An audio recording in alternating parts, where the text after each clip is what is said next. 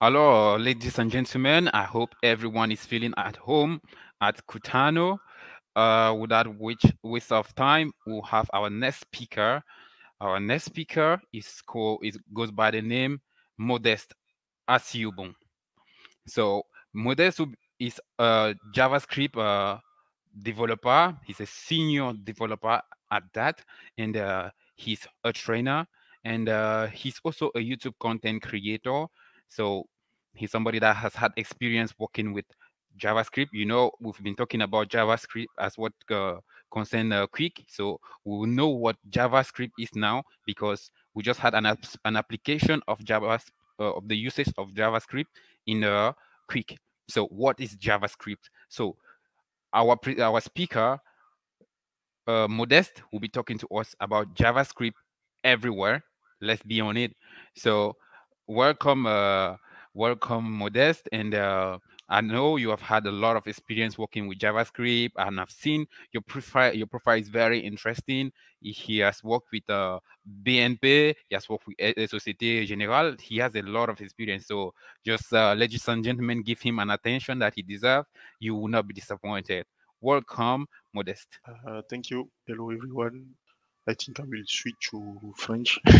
Yeah, yeah. You just feel free Ok, can you see my screen? Est-ce que vous pouvez voir right mon away. écran? Ok, cool. Donc, du coup, je suis là aujourd'hui pour vous parler d'une technologie, pas une technologie nouvelle ou un dernier framework, mais je suis simplement là pour vous parler d'une technologie qui est développée depuis 1995, mais qui est restée jusque-là dans les têtes des langages les plus populaires et les plus utilisés durant ces 11 dernières années, selon le sondage annuel réalisé par Stack Overflow. Donc, il s'agit du langage JavaScript, comme dit par le présentateur tout à l'heure. Donc, je vais commencer par la présentation. Donc, moi, c'est Modeste Assiongban. Je suis développeur JavaScript senior et créateur de contenu. Donc, je partage mes connaissances à mes temps libres sur ma chaîne YouTube Dev Propulsor. Et mes technologies phares, c'est le JavaScript et Angular. Donc pour la présentation,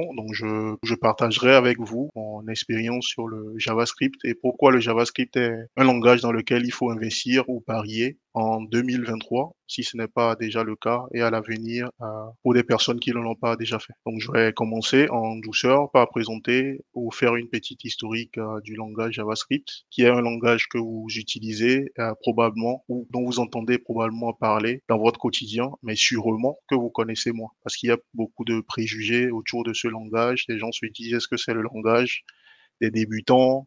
Est-ce qu'on peut l'utiliser côté serveur pour faire des choses performantes et tout? Donc, je vais essayer d'apporter un peu d'éclaircissement sur ces différents points. Donc, nous allons commencer un peu par l'historique. Donc, initialement, le JavaScript est un langage qui a été créé en 1995 à l'origine pour servir à rendre des pages web dynamiques. Et c'est ce pourquoi beaucoup de personnes connaissent JavaScript jusque-là. Mais ceci a changé depuis 2009 avec la création de Node.js qui permet également d'exécuter du JavaScript côté serveur. Donc côté serveur, ceux qui connaissent par exemple PHP, Java, donc aujourd'hui, depuis 2009, le JavaScript permet de faire la même chose. Et depuis le 2009, ce langage a connu une expansion vraiment drastique qui s'est marquée précisément par la création de NPM que tout le monde connaît aujourd'hui, même pour installer Bootstrap aujourd'hui, vous utilisez NPM pour faire l'installation. Donc, quel que soit le projet que vous faites aujourd'hui, si c'est du projet web, donc vous allez forcément entendre parler de NPM. Donc, NPM, l'avantage de NPM ou ce que NPM a porté, c'est qu'il permet de distribuer facilement du code sous forme de module.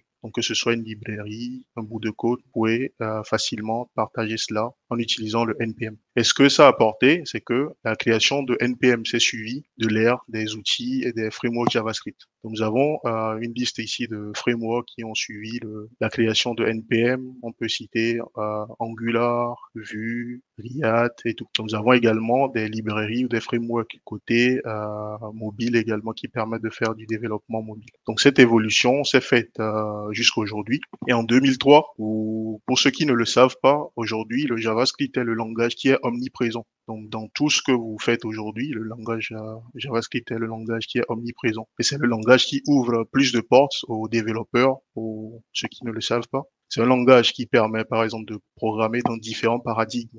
Donc, si vous utilisez le JavaScript, vous pouvez faire de la programmation orientée objet, de l'événementiel, du fonctionnel. Et c'est un langage aussi qui offre un vaste écosystème de bibliothèques qui vous permettent, par exemple, de faire du développement web, du développement desktop, mobile, etc. Et il y avait même certains speakers qui ont déjà parlé de certains de ces frameworks comme le Qwik, par exemple, Ionic, etc.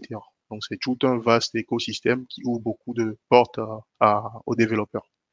Donc, l'avantage de cela, c'est que vous apprenez juste un seul langage et vous l'utilisez. Vous utilisez cette connaissance pour faire beaucoup de choses. Donc, lorsque vous mettez à jour vos connaissances, vous le mettez à jour pour faire tout ce que vous faites. En fait, pas besoin de switcher de langage d'un projet à un autre. Donc, vous apprenez un langage et vous l'utilisez pour faire plusieurs choses. Mais je sais, les plus philosophes d'entre vous me diront que je suis développeur JavaScript, donc du coup, ils me sentiront peut-être cette citation de Abraham Maslow qui dit que si le seul outil que vous avez est un marteau, vous verrez tout problème comme étant un clou.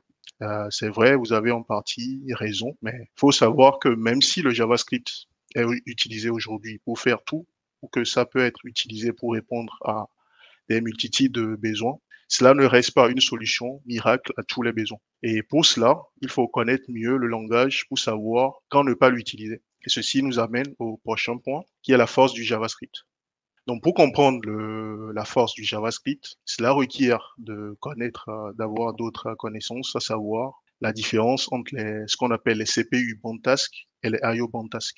Donc, en informatique, de façon générale, lorsque nous prenons les tâches, on peut les regrouper en deux grands groupes. Donc, nous avons d'abord les tâches qui consomment beaucoup de puissance de calcul, c'est-à-dire les tâches comme les tâches de calcul, les algorithmes poussés de calcul de chemin, les calculs mathématiques, la compression d'images, le traitement d'images et tout ça, c'est des tâches qui demandent beaucoup de puissance de calcul. Donc, une forte utilisation du processeur. Donc, pour optimiser ces genres de tâches, la solution, c'est d'utiliser ce qu'on appelle le multithreading. Et le multithreading, c'est une façon de faire qui consiste à diviser une tâche complexe en petites tâches et à les exécuter de façon simultanée sur des processeurs différents. Donc, là, on appelle cela le parallélisme et cela est différent de la concurrence. Donc, il faut faire attention à ces deux mots parce que c'est quelque chose qui trompe beaucoup de personnes dans les raisonnements et des fois, on utilise le parallélisme à la place de la concurrence alors que ça n'a rien à voir. Donc, lorsqu'on parle de parallélisme, c'est qu'on commence à avoir plusieurs processeurs et ces processeurs exécutent différemment des tâches, mais de façon simultanée en même temps. Donc l'implication de cela, c'est que si j'ai une machine ou un serveur et que j'ai une tâche qui demande une complexité, une forte puissance de calcul, si j'ai un serveur qui a deux processeurs, donc du coup, je vais exécuter, ce serveur me permettra d'exécuter rapidement ces tâches en le divisant en des sous-tâches et en l'exécutant sur des processeurs différents. Donc, plus j'ai une tâche CPU band à exécuter, et si plus j'ai de processeurs, cela passera rapidement. Donc, c'est le cas de ce qu'on appelle le multithreading. Et c'est la force, par exemple, du Java. Le Java est multithread. Donc, d'un côté, nous avons également des tâches, des types de tâches qu'on appelle des IO bound tasks, qui sont des tâches qui se résument essentiellement à la lecture sur des ressources éteintes, comme des bases de données, les disques durs, les périphéries, réseaux, etc. Et pour optimiser ces genres de tâches, on n'a pas besoin d'avoir plusieurs processeurs. Donc l'optimisation de ces tâches passe simplement par l'utilisation de mécanismes asynchrones non bloquants, donc différents des CPU bound task. Donc si vous avez des tâches qui sont juste, vous avez des applications qui font juste des opérations d'entrée-sortie. Même si vous utilisez une machine qui a 10 cœurs, 20 cœurs, vous ne bénéficiez pas en réalité de la puissance de la machine, en fait. Donc, il faut faire la différence entre les choses. La puissance de calcul, c'est pour les CPU bound task. Alors que pour les IO bound task, c'est des tâches où on passe du temps à attendre la disponibilité d'une ressource pour pouvoir écrire ou lire une donnée. Donc, si nous revenons au JavaScript par rapport à tout ce que je viens de dire, par définition, et si vous devez savoir une chose sur le JavaScript, ça doit se résumer à cette phrase. C'est que le langage JavaScript, c'est un langage monotride qui est conçu autour d'un modèle asynchrone non bloquant. Donc, du coup, cela implique que le JavaScript est très efficace lorsqu'il s'agit de traiter les tâches asynchrones, c'est-à-dire tout ce qui est tâches de lecture, écriture, appel réseau, des choses comme ça. Et ceci nous amène au prochain point. Si nous prenons un petit recul et que nous analysons en tant que développeurs tout ce que nous faisons aujourd'hui sur le web ou de façon générale, vous allez remarquer que la majorité des applications que nous développons aujourd'hui se résument, pour la plupart, à écrire dans une base de données, à lire dans une base de données, à faire un appel réseau vers un microservice, à attendre le résultat pour pouvoir effectuer une tâche donnée. Donc, bref, toutes ces tâches que nous réalisons, ou la majorité des applications que nous réalisons aujourd'hui, se résument à faire des opérations d'entrée-sortie. Et l'implication de cela, c'est que le JavaScript est donc le langage, le meilleur langage, ou le langage qui est adapté à ces genres d'opérations ou de tâches. Et cela justifie donc l'utilisation du JavaScript parce qu'il s'agit de traiter plusieurs milliers de requêtes par seconde pour des applications web côté serveur. Et c'est ce qui fait donc la force de ce langage. Donc, si vous devez retenir une chose, c'est que ce langage est à utiliser lorsque vous avez des opérations d'entrée-sortie à faire. Mais la question que certains d'entre vous vont me poser, c'est que c'est quoi l'implication pour les CPU de Montask? Eh bien, c'est une reproche qu'on fait souvent au JavaScript et cela depuis des moments. Mais finalement, ce que l'équipe derrière ce langage a fait, c'est de mettre en place une fonctionnalité qui permet aujourd'hui de pouvoir exécuter des codes qui demandent beaucoup de temps dans un thread qui est séparé, dans un thread plutôt qui est séparé du thread principal. Et cela sans impacter le thread principal, vu que ce langage est un langage monothread. Donc monothread, ça veut dire que j'ai une seule call stack. Et si je me mets à exécuter des tâches qui prennent du temps, du coup, ça va impacter la réactivité de mon application. Donc, du coup, côté front ou dans le navigateur plutôt, côté client, nous avons les web workers. Et du côté serveur, nous avons les worker threads qui vous permettent aujourd'hui de compenser ce manquement du JavaScript. Mais encore une fois, supposons que nous n'avons pas cette fonctionnalité de worker. Aujourd'hui, si nous poussons encore l'analyse plus loin, nous sommes aujourd'hui dans un monde de microservices. C'est l'avantage des microservices, c'est que vous pouvez faire cohabiter des applications qui sont développées dans différents langages en utilisant des stacks différents. Donc, vous pouvez faire cohabiter toutes ces applications pour un projet donné. Donc, si on voit la chose sur un autre angle, c'est qu'on pourrait faire, même si on ne passe pas par les web workers ou les worker threads, vu que par conception, le langage a été créé pour exécuter facilement les IO bound tasks. Ce qu'on peut faire pour une application donnée, c'est de simplement développer les parties qui consomment en puissance ou qui ont besoin d'une grande puissance de calcul en utilisant des langages qui sont forts pour cela. Comme exemple, nous avons Rust ou Go, qui sont des langages multithread qui sont très puissants. Donc, on peut les utiliser pour développer la partie qui demande des fortes puissances de calcul et déléguer la partie qui prend en entrée les requêtes utilisateurs, par exemple, à Node.js, à Bun ou à Deno, comme vous voulez, pour pouvoir récupérer les requêtes les passer aux microservices qui ont des fortes puissances de calcul et ensuite envoyer les résultats issus des calculs aux clients, c'est-à-dire aux applications qui font les requêtes. Suite à cette analyse, on peut simplement dire que finalement, la faiblesse du JavaScript est négligeable comparée à ses avantages. Et nous avons vu également que la majorité des applications que nous développons aujourd'hui sont pour la majorité des applications qui font des IO bound tasks. Donc du coup, finalement, le JavaScript est le langage, selon moi, adapté pour répondre à ce besoin. Et l'autre chose, c'est que les grands, c'est-à-dire les grandes entreprises, ont compris cela un peu plus tôt. Et qu'est-ce qu'ils ont fait pour la majorité de ces entreprises? Ils ont commencé depuis 2011 à faire leur transition vers du JavaScript pour la plupart de les applications web côté serveur. Donc, nous avons l'exemple de LinkedIn, de PayPal, de Netflix qui sont des grands dans le domaine, qui ne sont pas à présenter, qui ont fait leur transition durant ces dernières années vers du JavaScript et plus précisément du Node.js pour leur application côté serveur. Et les motivations derrière ces changements, c'est les motivations que nous avons listées ici. C'est que le fait, par exemple, que le langage JavaScript, d'abord, c'est un langage qui est facile à comprendre dans sa lisibilité. Il ouvre beaucoup de portes, c'est-à-dire que vous apprenez un langage et vous l'utilisez pour faire beaucoup de choses. Nous avons le côté trafic élevé que le JavaScript permet de traiter et le fait que cela permet de gérer également tout cela de façon efficace. Et le résultat de cette transition, c'est que pour la plupart de ces entreprises, la transition s'est couronnée de succès. Et ceci permet toujours à ces entreprises aujourd'hui de rester quand même compétitifs et d'offrir toujours des services de qualité à leurs utilisateurs. Après tout cela, certains d'entre vous, peut-être qui ne faisaient pas du JavaScript, vont se demander pourquoi ne pas moi aussi m'investir dans ce langage et profiter de tous ses avantages. Eh bien, j'ai pensé à cela, donc j'ai voulu parler un peu de l'apprentissage du JavaScript. Donc le JavaScript, malgré que c'est un langage multi-usage, c'est un langage aussi qui a beaucoup de particularités. Donc il a des particularités qu'on ne retrouve pas dans beaucoup d'autres langages.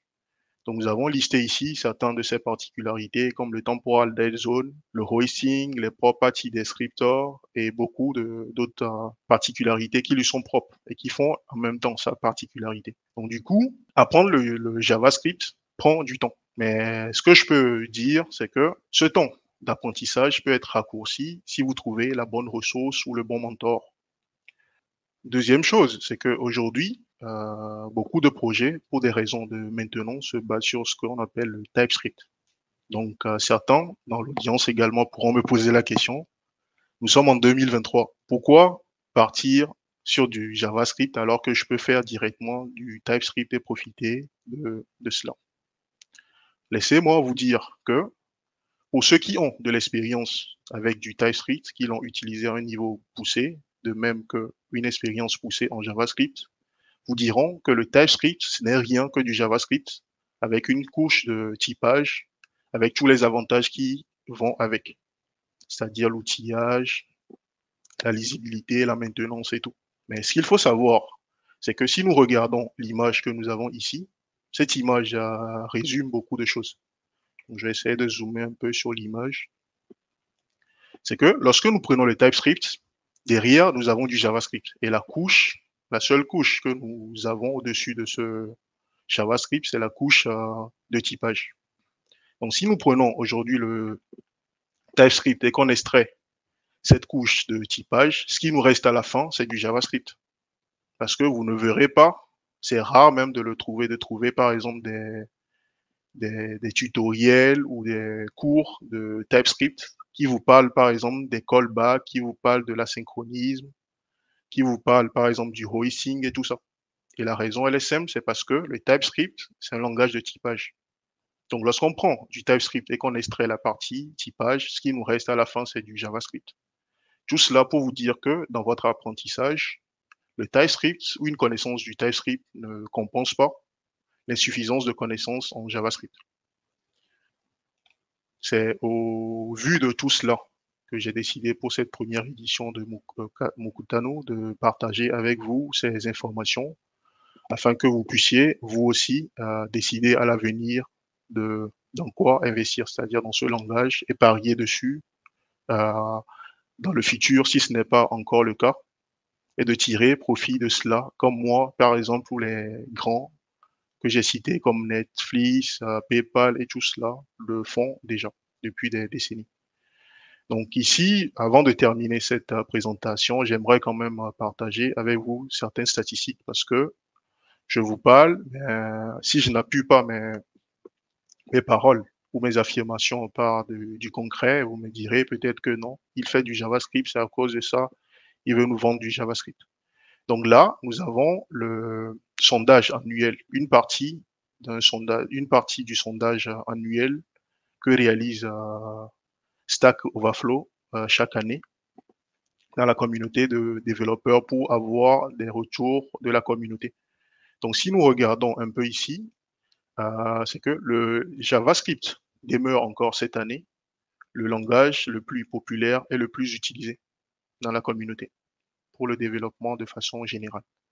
Et si nous regardons un peu le message ici, en fait, on dit clairement que le JavaScript continue encore en 2023 à rester en tête des langages les plus utilisés, et cela depuis ces 11 dernières années.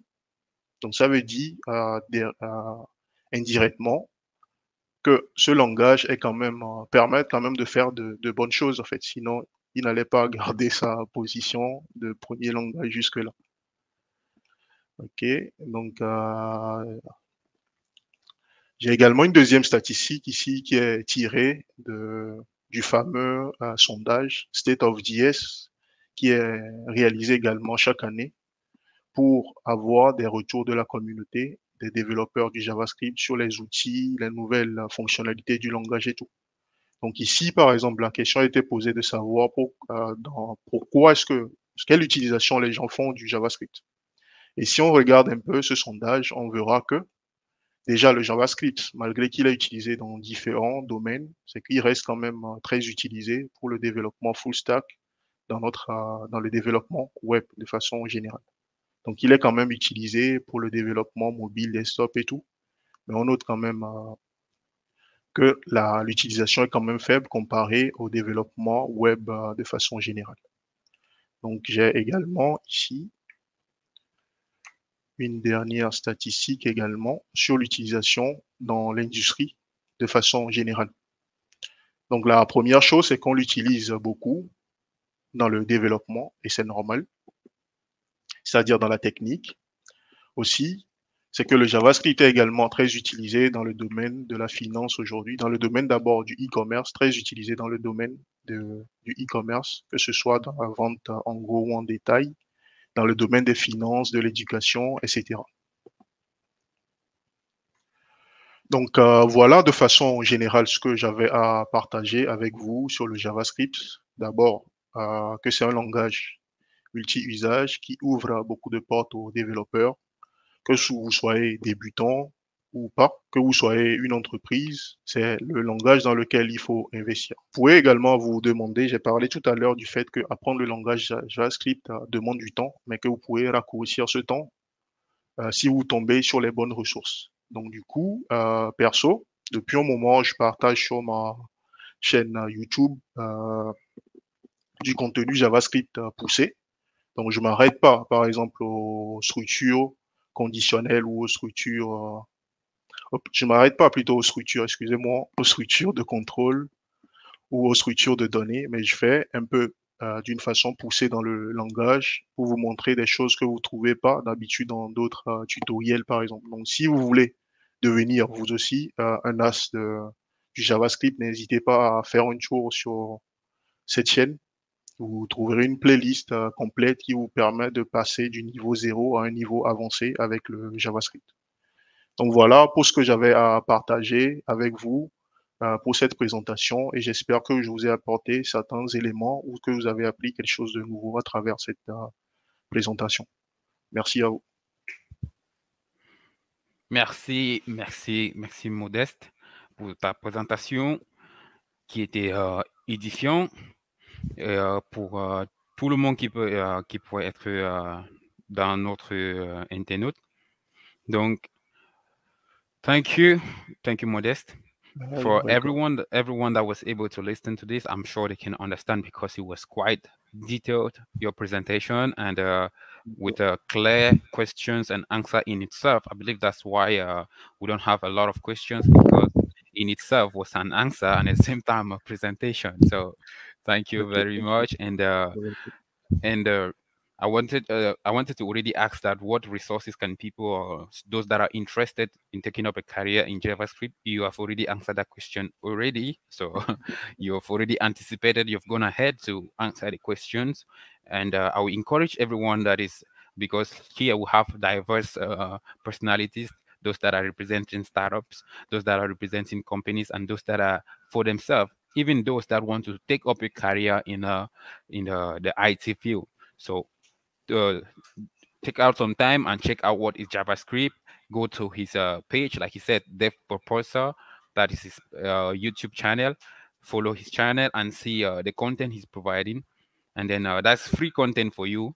And like we promised, you have all this diversified content in the IT field, which will actually help each and everyone in their different perspective. Thank you once again, Modest. Thank you. Okay, thank you. You're welcome.